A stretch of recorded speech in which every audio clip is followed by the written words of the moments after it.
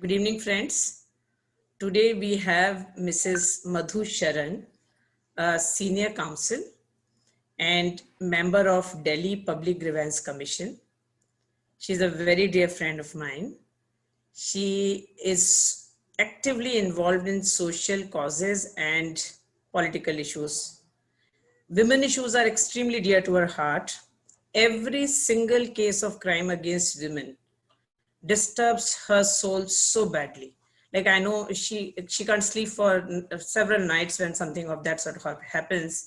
Recently, I've seen pain, I've felt her pain, I lived her pain along during Hathras days when the Hathras incident happened and the developments were taking place one after another, which were like gross in the nature, and none of us could, being in the civilized society, thought of that we would be ever facing such situations.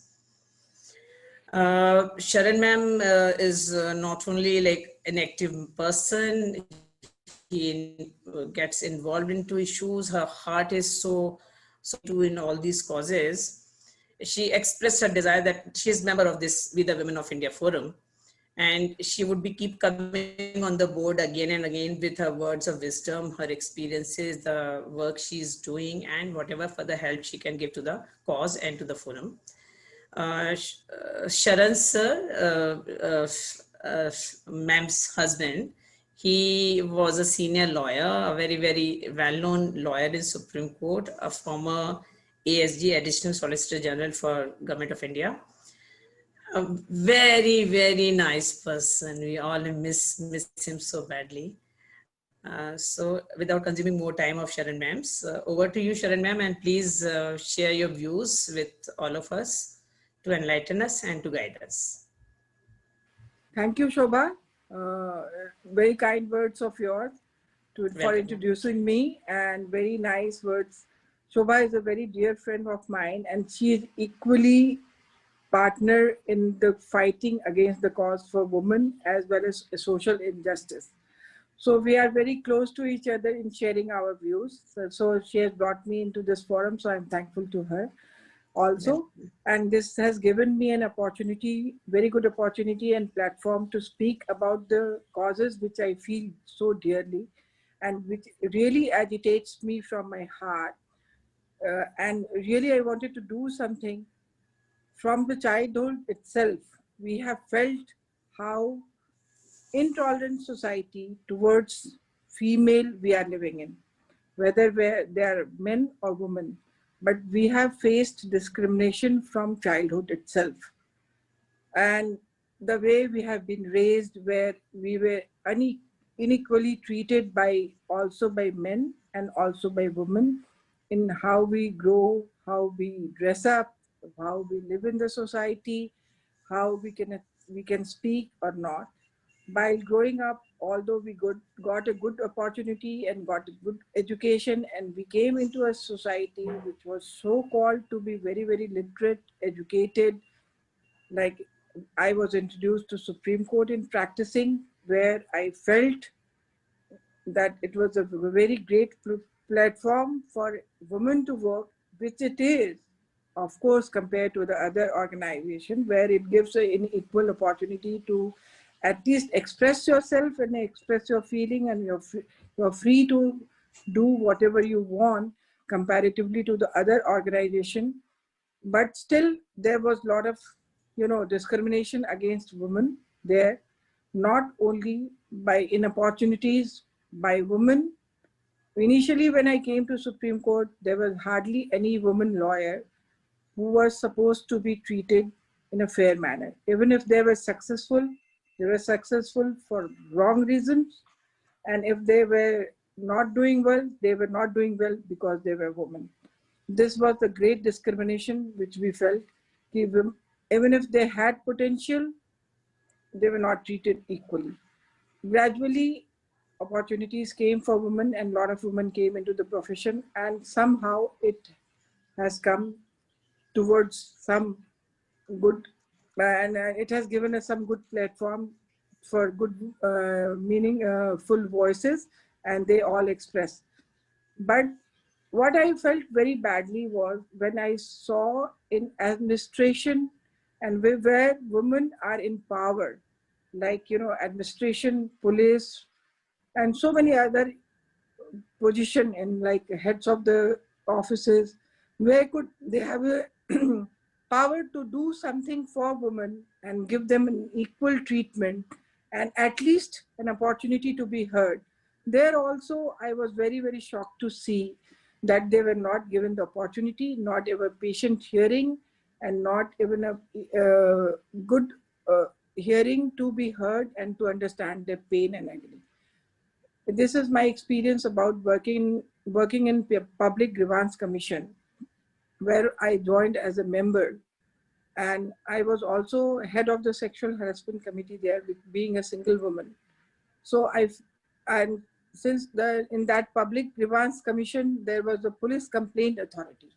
There I saw a very vivid picture where we assume to believe that when there are police officers who are women, they will at least treat women sympathetically and also equally and give them an opportunity to be heard.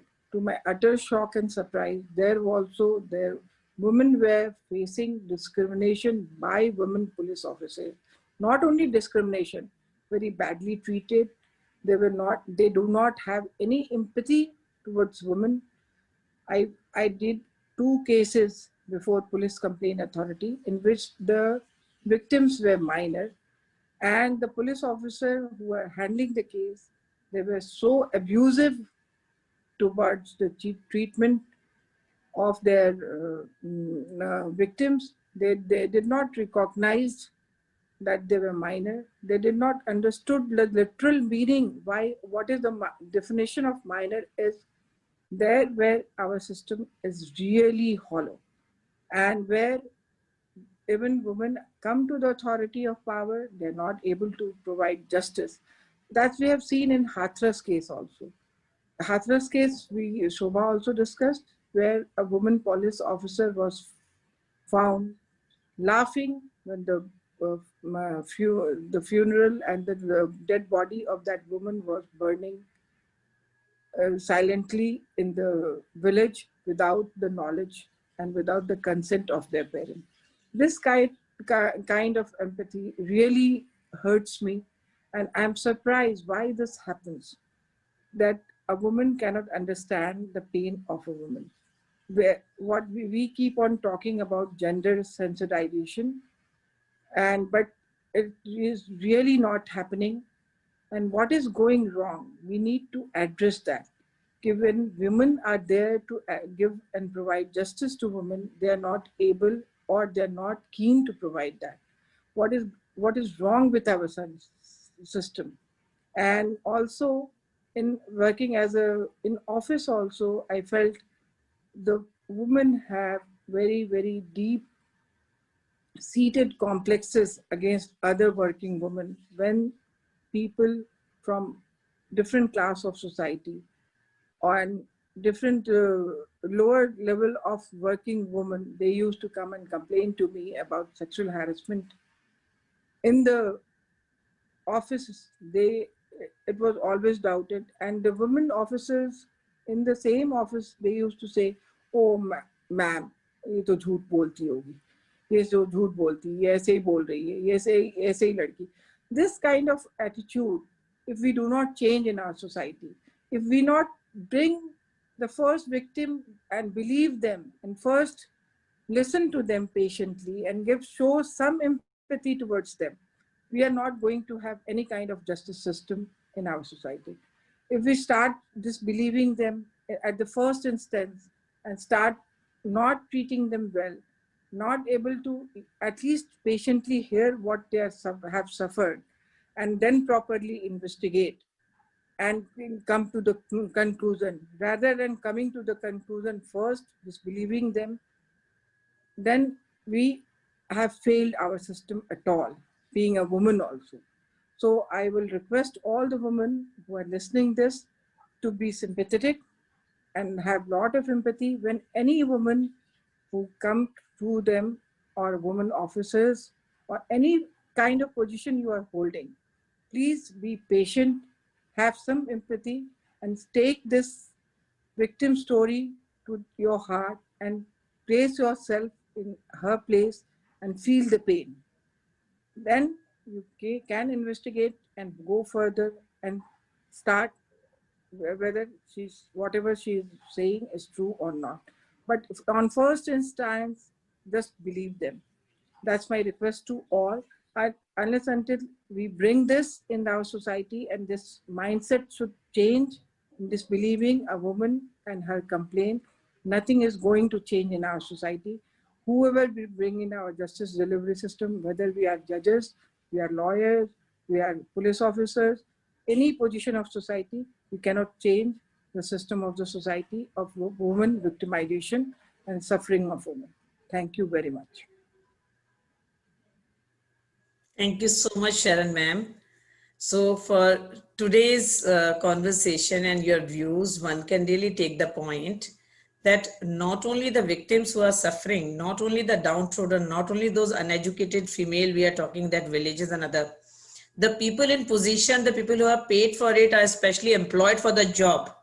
Yes. And what you are saying, even the women police officers, women who are on positions, they are not taking the plight seriously.